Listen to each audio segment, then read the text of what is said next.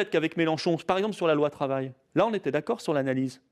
Moi je pense que la politique moderne consisterait à ce qu'on puisse travailler ensemble, ponctuellement sur un sujet pendant 1 ou 2 mois, par exemple pour faire échec à cette loi travail, pour proposer autre chose et aller dans le sens de l'intérêt national. Et ensuite on reprend nos chemins. Et vous êtes d'accord ?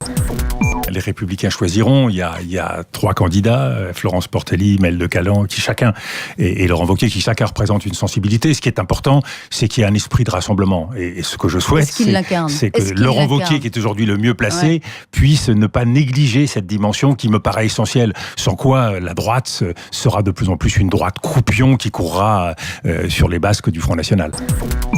Ce qui m'inquiète, c'est qu'il parle toujours d'un parti de droite, alors qu'auparavant, les Républicains et l'UMP, c'était la droite et le centre. Donc là, il faut qu'il clarifie les choses.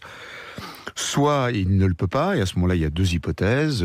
Pour les plus jeunes d'entre nous, fabriquer une nouvelle famille politique, mais c'est quand même un constat d'échec, puisque nous avons fabriqué l'UMP pour justement se débarrasser des familles politiques à l'ancienne. La charge de Laurent Wauquiez contre le président, qu'est-ce que ça vous inspire ?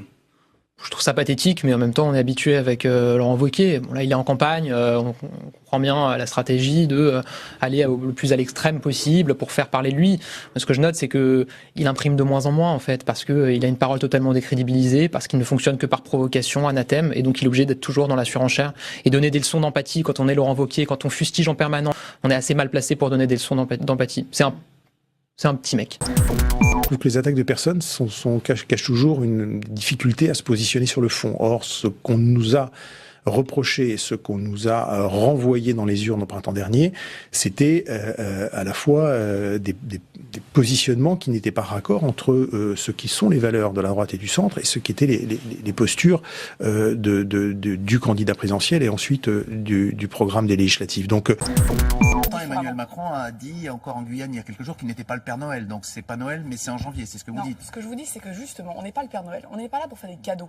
Cette histoire de cadeaux, moi, elle m'énerve parce qu'on n'est pas député pour faire des cadeaux. On est là pour que la France se remette en marche, pour qu'il y ait de l'investissement, pour qu'il y ait de l'emploi, pour que le travail paye.